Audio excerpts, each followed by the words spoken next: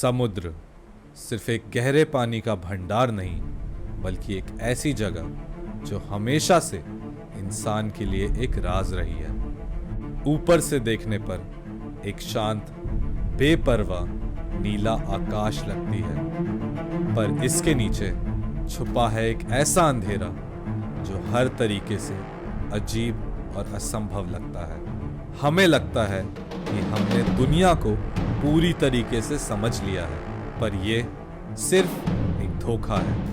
इंसान चांद तक पहुंच गया, लेकिन समुंदर की गहराइयों का सिर्फ 5% वो देख पाया, और जो 95% अब भी अनजाना है, उसके अंदर क्या छुपा है। आज हम उसी गहरे समुंदर की तरफ बढ़ने वाले हैं। हम देखेंगे उन लेयर्स को जो समुद्र के नीचे ऐसे बनती है जैसे अलग अलग दुनिया हो। हम सामने लाएंगे उन अजीब क्रीचर्स को जो इंसान की समझ से बिल्कुल ही पार हैं, और हम समझेंगे उन अनएक्सप्लेन्ड इवेंट्स को जो समुद्र के अंदर किसी अनजानी शक्ति का एहसास दिलाते हैं। तो चलो इस सफर के पहले अध्याय की शुरुआत करते हैं और खोजते हैं समुद्र के अंदर के वो राज जो आज तक बाहर नहीं आ सके। This is lost eight C.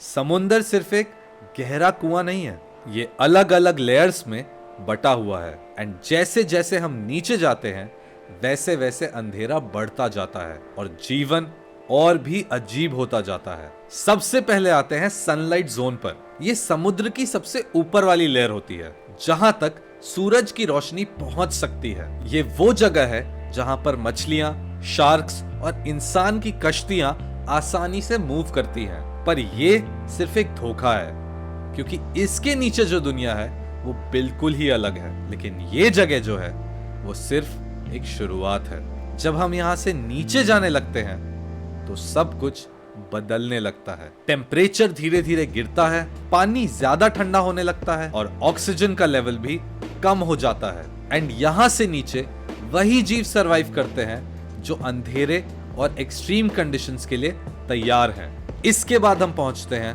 Twilight zone पर। इस जगह पर रोशनी सिर्फ इतनी होती है कि चीजें सिर्फ आधी दिखाई देती हैं, और यहाँ के क्रीचर्स भी वैसे ही अजीब हैं। बायोलुमिनेसेंस का चमत्कार यहीं देखने को मिलता है। और तो और यहाँ पर ऐसी मछलियां देखने को मिलती हैं जो अपने ही शरीर से रोशनी निकालती हैं। यहाँ के क्रीचर्स इंसान के लिए रहस्य हैं। स्क्विड्स और जेलीफिशेस हमें इस जोन में देखने को मिलते हैं। इसी के साथ साथ कुछ ऐसी मछलियां देखने को मिलती हैं जो अपने प्रेडेटर से बचने के लिए अंधेरे में कैमोफ्लेज करती हैं। ये ट्वाइलाइट जोन की दुनिया शांत तो है, लेकिन यहाँ पर हर तरफ खतरा ही खतरा है। अब सीधा चलते हैं मिडनाइट जोन पर, जो आता है 1000 से 4000 मीटर डीप के बीच में। अब यहाँ पर ना दिखाई देता है, ना सूरज की रोशनी का कोई असर होता है, बस एक बेजान शांति और अजीब डर। अब इस जगह का प्रेशर इंसानी सबमरीन्स के लिए भी एक बहुत बड़ी चुनौती बन जाता है। एंड यहां पर कुछ ऐसे क्रीचर्स रहते हैं जो इंसानों की नजरों से दूर हजारों सालों से इधर रह रहे हैं। यहाँ की मछलियों के दांत इतने तेज हैं कि वो बिना सोचे किसी भी चीज पर वार कर सकती हैं। इस जगह पे तुम्हें गल्पर ईल और एंगलर फिश मिल जाएंगे। अब एक और बात इस जोन की ऐसी है जो शायद तुम्हें जाननी चाहिए। ये वो जोन है जहां पर टाइटैनिक के रिमेन्स हैं, जो एक साइलेंट वार्निंग भी देता है कि समुंदर किसी को भी नहीं छोड़ता। इसके बाद जो जोन आता है उसे हम बुलाते हैं द अबिस। ये समुंदर का वो हिस्सा है जहां प्रेशर इतना ज्यादा है कि अगर कोई इंसान बिना प्रोटेक्शन के आए तो वो जरूर कुचल जाएगा। जो यहाँ का टेम्परेचर होता है वो 2 डिग्री सेल्सियस से भी कम होता है। यहाँ पर कोई सनलाइट नहीं, कोई सुकून नहीं, बस एक अनजान शांति। जो क्रीचर्स यहाँ रहते हैं उनका शरीर इस एक्सट्रीम प्रेशर के लिए बना होता है। अब डम्बो ऑक्टोपस जैसे अजीब और विचित्र प्राणी तुम्हें यहाँ देखने को मिल जाएंगे। यहाँ हर तरफ एक बेजान सन्नाटा होता है, जैसे समुंदर खुद यहाँ किसी की आहट भी नहीं सुनना चाहता। अब इसके नीचे आता है the final zone, hadal zone. ये समुद्र का सबसे गहरा हिस्सा है जो सिर्फ ट्रेंचेस में छुपा है। यहां पर पिच ब्लैक डार्कनेस है एंड जो जीव यहां पर सरवाइव करते हैं उनको शायद हमने आज तक देखा भी नहीं होगा।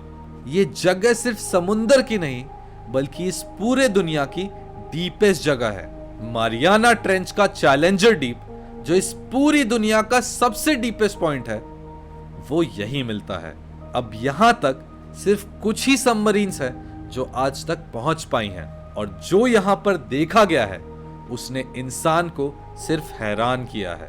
यहां पर जो क्रीचर्स देखे गए हैं वो बिल्कुल भी इस अर्थ के तो नहीं लगते, क्योंकि ये जीव बिना किसी चीज के सिर्फ वाइब्रेशंस के बेसिस पर अपना शिकार करते हैं। और सबसे बड़ी बात कि आज भी यहां पर कुछ ऐसे राज दफन हैं जो इंसान की समझ से बिल्कुल ही बाहर है। डीप सी में होने वाले एक्सीडेंट्स सिर्फ दुख का पात्र नहीं बल्कि अनसॉल्व्ड मिस्ट्रीज हैं जो एक अजीब डर छोड़ जाती हैं। 1912 का टाइटैनिक डूबना एक ऐतिहासिक घटना थी, पर इसका मलबा आज भी समुंदर के अंदर बसा है, जो कि इतना गहरा है कि सिर्फ स्पेशली डिजाइन्ड सबमरीन्स उस तक पहुंच सकती हैं। इस डूबी हुई कश्ती से लोगों की चीखें आज भी समुंदर के लहरों के साथ गूंजती हैं। जब टाइटैनिक डूबा था तो 1500 से भी ज्यादा लोग इस ठंडे समुद्र का शिकार बन गए थे एंड उस टाइम से आज तक इसके सारे रिमेन्स अटलांटिक ओशन की गहराइयों में पड़े हैं एंड साइंटिस्ट और मरीन रिसर्चर्स यहां से नए राज ढूंढने की कोशिश कर रहे हैं। क्या ये सिर्फ एक आइसबर्ग का इंपैक्ट था या कोई और वजह भी थी? अब टाइटैनिक जो एक शिप थी उससे हटकर एक सबमरीन की तरफ चलते हैं। एक ऐसी न्यूक्लियर सबमरीन जो बिना किसी ट्रेस के, बिना किसी सिग्नल के समुद्र में कहीं खो गई। लेकिन अजीब बात यह नहीं थी, अजीब बात यह थी कि जब इसका मलबा ढूंढा गया तो तुम्हें पता है क्या सामने आया? इसके मलबे पे ऐसा लग रहा था जैसे किसी ने फोर्स से इसे तोड़ा है। यूएसएस स्कॉर्पियन एक न्यूक्लियर पावर्ड सबमरीन थी जो अटलांटिक ओशन के अंदर एक अनजान वजह से डूब गई। अब कुछ एक्सपर्ट्स का कहना है कि ये एक टॉर्पीडो ब्लास्ट का नतीजा था, लेकिन कुछ थ्योरीज ये भी कहती हैं कि ये एक सीक्रेट अंडर वाटर वॉर का हिस्सा थी। पर असली सच क्या है ये आज तक एक रहस्य है। अब हम रुख मोड़ते हैं रशिया की तरफ। रशिया की एक एडवांस सबमरीन थी जो आर्टिक ओशन में अचानक से विदाउट एनी वार्निंग एक्सप्लोजन के थ्रू फट गई एंड आज तक टू दिस डे इस एक्सप्लोजन का रीजन किसी को भी नहीं पता चला। तो ये बन गई रशियन वाटर्स की सबसे बड़ी mystery.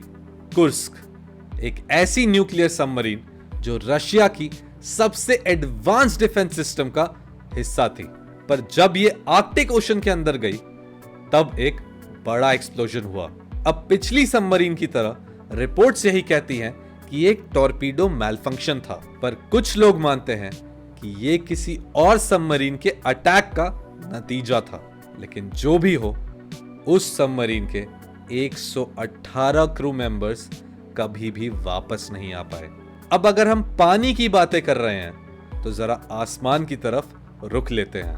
The vanishing of flight 19 Bermuda Triangle के अंदर खो गया एक पूरा स्क्वाड्रन बिना किसी ट्रेस के, एंड ट्रेस तो दूर, कोई सिग्नल भी नहीं था। फ्लाइट 19 एक नेवल ट्रेनिंग मिशन था जो फ्लोरिडा से उठा पर कभी भी वापस नहीं आया। 5 एयरक्राफ्ट्स अचानक से रेडार से गायब हो गए और इनका कोई भी प्रॉपर रैकेज कभी नहीं मिला।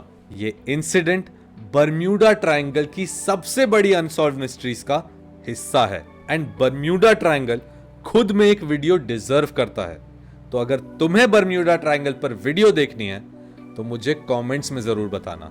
अब हमने शिप्स की बात कर ली, सबमरीन्स की बात कर ली, प्लेन्स तक की बात कर ली, तो एक और चीज क्या बचती है जो इंसान को इन सब से ज्यादा फैसिनेट करती है? तो बाल्टिक सी अनोमली, एक ऑब्जेक्ट जो एक स्पेसशिप की तरह दिख रहा था, लेकिन उसका असली सच आज तक किसी को भी नहीं पता चला। बाल्टिक सी के अंदर एक डाइवर्स की टीम ने एक ऐसा ऑब्जेक्ट ढूंढा जो बिल्कुल एक यूएफओ की तरह दिख रहा था, और जब साइंटिस्ट ने इसे स्टडी करने का ट्राई किया तो सिग्नल्स डिस्टॉर्ट होने लगे, जैसे कोई फोर्स इंटरफेरेंस कर रही हो। तो क्या हो सकता है कि ये यूएफओ जैसा दिखने वाला ऑब्जेक्ट एक एंशिएंट सिविलाइजेशन का हिस्सा हो, या फिर एक अंडर वाटर स्पेसशिप? अब ये एक्सीडेंट्स बहुत ही ज्यादा अनफॉर्चुनेट थे, लेकिन ये एक बात पक्की कर देते हैं कि समुद्र किसी को भी नहीं छोड़ता।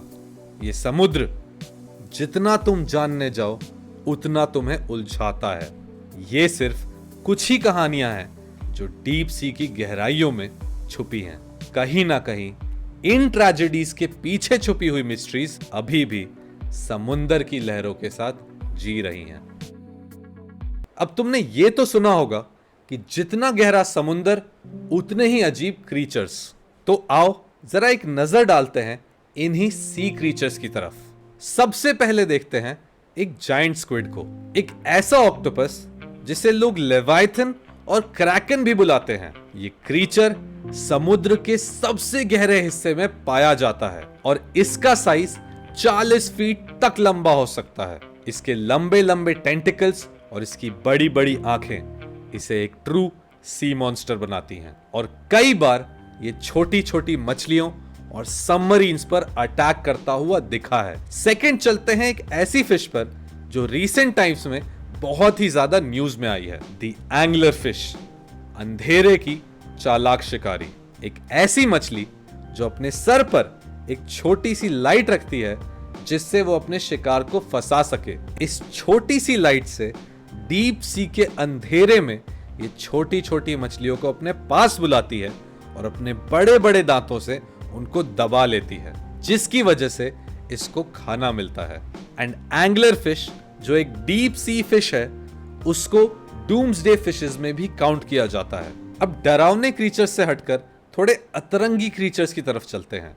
डम्बो ऑक्टोपस एक ऐसा ऑक्टोपस है जो अपने कान जैसे फिन्स को फड़फड़ाकर पानी में तैरता है एंड ऐसा लगता है जैसे वो उड़ रहा है। एंड ये डम्बो ऑक्टोपस अपना रंग भी बदल सकता है, जिसकी वजह से तुम्हें बहुत सारे कलर्स के दृश्य दिखेंगे डीप सी में। फिर आता है एक गॉब्लिन शार्क, जिसको हम जीता जागता फॉसिल बुलाते हैं, क्योंकि ये इतना पुराना है जितने डायनासोर्स पुराने थे। ये एक ऐसा शार्क है जो प्री हिस्टोरिक मॉन्स्टर जैसा लगता है। इसकी लंबी नाक और इसके अंदर बाहर होने वाले दांत इसे एक साइफाई हॉरर क्रीचर की तरह दिखाते हैं। अब जब भी कोई शार्क बोलता है, तुम्हारे दिमाग में एक बड़ा सा क्रीचर आता है जिसकी टेल इतनी ऊंची होती है जो पानी में तुम्हें दिखती होगी। लेकिन अगर मैं कहूं कि एक ऐसा शार्क भी एग्जिस्ट करता है जो बिल्कुल सांप जैसा दिखता है, तो क्या तुम मुझ पर विश्वास करोगे? फ्रिल्ड शार्क, जिसको हम समुद्र का जहरीला सांप भी बुलाते हैं। ये एक शार्क है जो दिखने में एक अंडर वाटर स्नेक की तरह लगता है। इसके 300 से भी ऊपर दांत होते हैं एंड अगर कोई मछली इसमें आकर फंस जाए तो कभी निकल नहीं पाती। एंड एक इंटरेस्टिंग बात यह है कि ये समुद्र में सबसे पुराने क्रीचर्स में से एक है। फिर आती है बैरल आई फिश, एक मछली जिसकी आंखें ट्रांसपेरेंट होती हैं। ये एक ऐसी फिश है जो अपने सर के अंदर से भी देख सकती है। इस फिश का सर पूरी तरीके से ट्रांसपेरेंट होता है एंड इसके अंदर इसका दिमाग और इसकी आंखें दिखाई देती हैं। अब ये फिश जो है वो बिल्कुल भी हमारे अर्थ की फिश जैसी नहीं लगती एंड इसीलिए ये सिर्फ डीप सी के अंदर मिलती है, और इसका तरीका अपने खाने को पकड़ने का थोड़ा अलग होता है। अब क्योंकि इसकी आंखें ट्रांसपेरेंट होती हैं, ये डायरेक्टली ऊपर भी देख सकती है। तो जब भी इसका शिकार डायरेक्टली इसके ऊपर आता है एंड वो इसे नहीं देख पाता, तब ये उस पे झपट्टा मार देती है एंड ऐसे ही डीप सी में सरवाइव कर जाती है। अब एक ऐसी फिश है जो बहुत ही डरावनी दिखती है। इसके बड़े बड़े दांत इसको समुद्र का एक बहुत ही डेडली प्रेडेटर बना देते हैं। इसका नाम है फैंग टूथ फिश। फिर आता है ड्रैगन फिश। ये अपनी बॉडी से एक ब्लू कलर की लाइट निकालता है जो किसी भी और मछली के पास नहीं होती एंड ये एक बायोलुमिनेसेंट क्रीचर है जो अपने शिकार को कंफ्यूज करता है और फिर निगल जाता है। अब एक ऐसी फिश है जो हद से ज्यादा डरावनी है। अब तुम बोलोगे कि वो तो फैंग टूथ है, लेकिन फैंग टूथ सिर्फ 6 इंचेस तक बड़ा हो सकता है। लेकिन ये जो फिश है जिसका नाम है ब्लैक स्वॉलोअर, वो अपने से 10 गुना बड़े शिकार को भी निगल सकता है।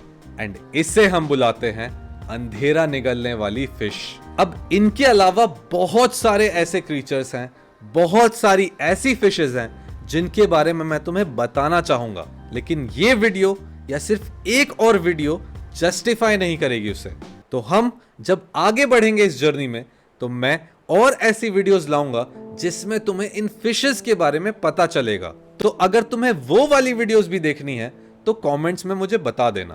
अब डीप सी क्रीचर्स चाहे कितने ही अजीब हो, लेकिन वही असल रूप में इस समुद्र के राजा हैं, क्योंकि ये वो दुनिया है जो इंसान से आज तक इन्होंने छुपा कर रखी है। और जब बात छुपाने की आती है तो हम जरूर बात करते हैं लॉस्ट सिटीज के बारे में।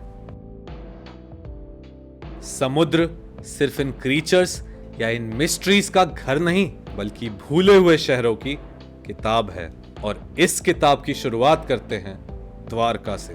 भारत की हिस्ट्री में एक शहर का जिक्र है, द्वारका, जो भगवान श्री कृष्ण का राज्य था। महाभारत के मुताबिक द्वारका एक गोल्डन सिटी थी जो समुद्र के पास बनी थी। और कहते हैं कि श्री कृष्ण के जाने के बाद द्वारका पूरी तरीके से पानी में डूब गया।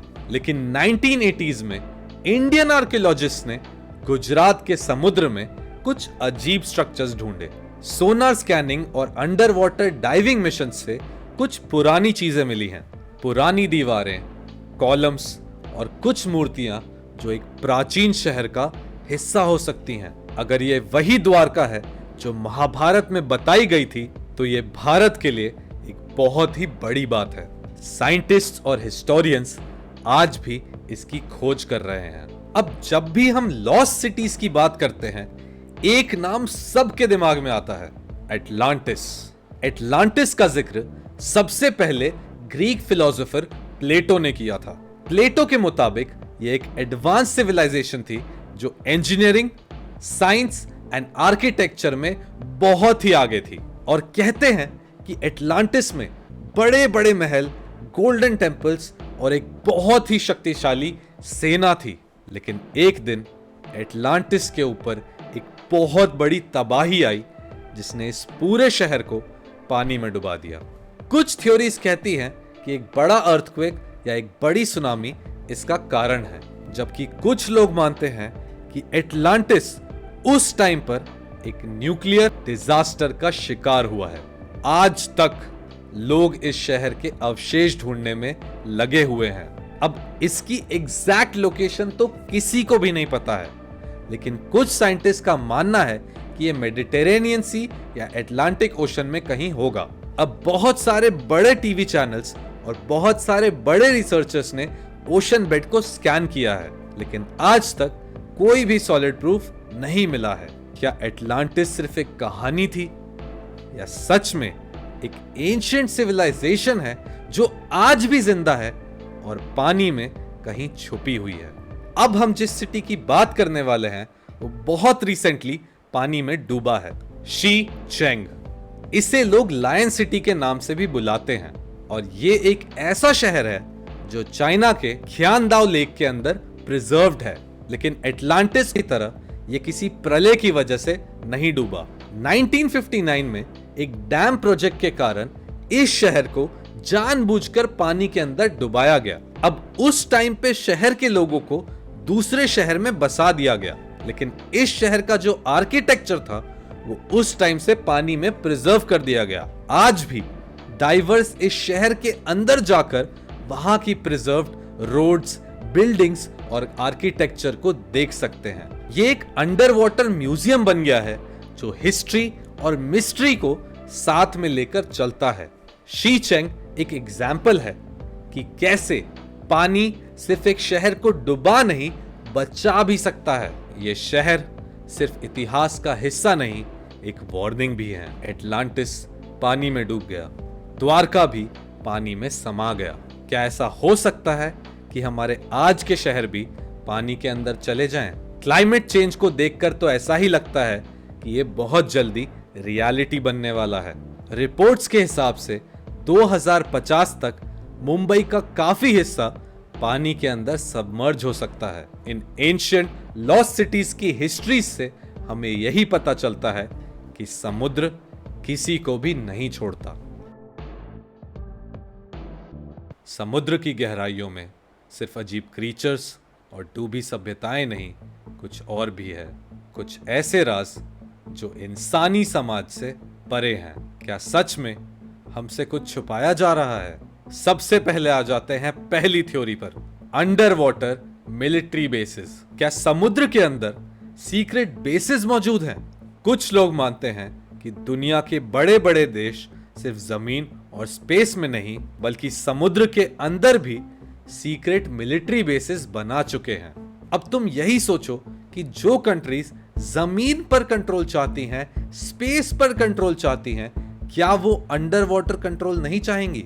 कहा जाता है कि यूएस का एक बेस ऑटेक पानी के अंदर है, Atlantic sea test and evaluation centre.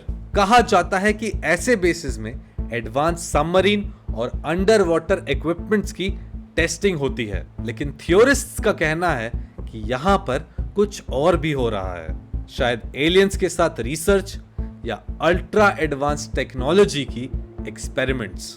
इसके अलावा कुछ लीक्ड रिपोर्ट्स के अकॉर्डिंग रशिया और चाइना भी अपने बेसिस बना रहे हैं अंडर वाटर।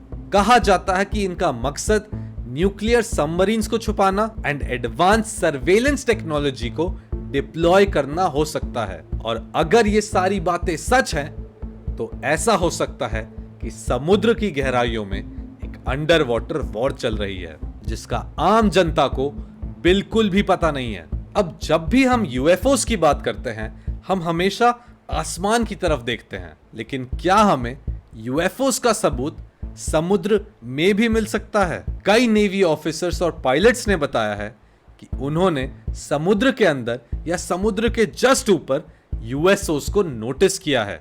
यूएसओस मतलब अनआइडेंटिफाइड सबमर्ज्ड ऑब्जेक्ट्स। ये ऑब्जेक्ट्स बिना किसी रेजिस्टेंस के पानी के अंदर घुस जाते हैं एंड जब मन चाहे पानी से बाहर निकल जाते हैं। एंड ऐसे ऑब्जेक्ट्स को देखा गया है विथ प्रूफ बहुत ही तेजी से ट्रैवल करते हुए। 2019 के एक यूएस नेवी रिपोर्ट के अकॉर्डिंग कुछ फाइटर जेट पायलट्स ने ऐसे यूएफओस देखे थे जो समुद्र के अंदर घुसकर गायब हो गए। एंड इन यूएफओस की स्पीड और मूवमेंट फिजिक्स के लॉज को तोड़ देती है। एंड इसी के बाद थ्योरिस्ट्स का मानना यह है कि एलियन सिर्फ स्पेस में नहीं हमारे ओशंस में भी हो सकते हैं। एंड क्या पता जितना सी हमने देखा नहीं है उसमें कहीं ना कहीं कुछ सिविलाइजेशंस आज भी जिंदा हों। अब तो नासा भी मान चुकी है कि ओशंस के अंदर इतनी सारी मिस्ट्रीज हैं जो आज तक इंसानों से छुपी हुई हैं। क्या एलियंस हमेशा से यहां रहते हुए आए हैं या हमने अभी नोटिस करना स्टार्ट किया है? इससे भी बड़ा राज एक ऐसे ट्रायंगल में छुपा है जिसने पूरी दुनिया को बहुत सालों से एक मिस्ट्री में घेरा हुआ है। एंड ये ट्रायंगल है द बर्म्यूडा ट्रायंगल। अब इस बर्म्यूडा ट्रायंगल के बारे में बहुत सारी ऐसी चीजें हैं जो शायद ही एक इंसान एक बार में समझ पाए। तो बर्म्यूडा ट्रायंगल में दरअसल ऐसा होता है कि अब एक और थ्योरी है जो तुम्हारे इंटरनेट से रिलेटेड है जिसको हम बुलाते हैं the deep sea cable sabotage theory. अब तुम्हें यह तो पता होगा कि इस पूरी दुनिया का 95% of the internet data under water fibre optic cable से गुजरता है। ये केबल्स समुद्र के अंदर लगाई गई हैं जो कॉन्टिनेंट्स को जोड़ती हैं। अब ऐसी केबल्स अगर तुम अंडर वाटर बिछाओगे तो तुम इनका अच्छे से ध्यान रखोगे कि ये डैमेज ना हो। लेकिन अजीब बात यह है कि कई बार बिना किसी रीजन के ये केबल्स हमें डैमेज्ड मिली हैं। अब गवर्नमेंट्स ये कहती हैं कि ये डैमेज अर्थक्वेक्स या फिशिंग एक्टिविटीज की वजह से होता है। लेकिन कुछ लोग मानते हैं कि एक सीक्रेट एंटिटी जानबूझकर इन केबल्स को तोड़ रही है। अब अगर एक अंडर वाटर वॉर चल रही है तो कोई भी चाहेगा कि दूसरों के केबल्स सही में डैमेज हो जाए। एंड इसी से हम ये सोच सकते हैं कि शायद एक अंडर वाटर साइबर वॉर चल रही हो, जिससे इस पूरी दुनिया का इंटरनेट भी डैमेज हो सकता है। लेकिन अगर इंसान ही इंसान के केबल्स को तोड़ रहा है तो 2019 में ऐसा क्यों हुआ कि एक 10,000 मीटर नीचे वाला केबल हमें टूटा हुआ मिलता है? एंड इतनी नीचे तो कोई सबमरीन भी नहीं पहुंच पाती। तो क्या ये एक अनडिस्कवर्ड डीप सी क्रीचर का काम है, या कोई एलियन फोर्स हमारी टेक्नोलॉजी को डिसरप्ट कर रही है? अब समुद्र का 5% हमने फिजिकली एक्सप्लोर किया है एंड 26% मैप किया है। अगर इतनी सारी एनॉमलीज हमारे समुद्रों के अंदर चल रही हैं, तो क्या सच में हमसे कुछ छुपाया जा रहा है? क्या समुद्र सिर्फ एक नेचर का पार्ट है, या ये किसी और सिविलाइजेशन का घर भी हो सकता है? ये सिर्फ एक शुरुआत है। समुद्र के अंदर जितने राज हैं उनको समझने के लिए सिर्फ एक जिंदगी काफी नहीं, शायद कई जिंदगियां भी कम पड़े। हर गहराई एक नए राज को छुपा कर बैठी है। हर समुद्री तूफान सिर्फ हवा का खेल नहीं, बल्कि शायद किसी छुपी ताकत का संदेश है। क्या कभी हमें वो सच दिखाया जाएगा जो गवर्नमेंट्स और एजेंसीज हमसे छुपा रही हैं, या फिर ये मिस्ट्रीज हमेशा के लिए समुद्र के अंधेरों में समा जाएंगी? हो सकता है कि हमें लगता है हम सब जानते हैं, पर असल में हम एक कहानी का मुख्य पात्र हैं, जो कहानी अभी तक शुरू भी नहीं हुई। बस एक सवाल है जो रात में हमें जगाए रखता है कि अगर हम समुद्र को देख रहे हैं तो हो सकता है कि समुद्र भी हमें देख रहा हो।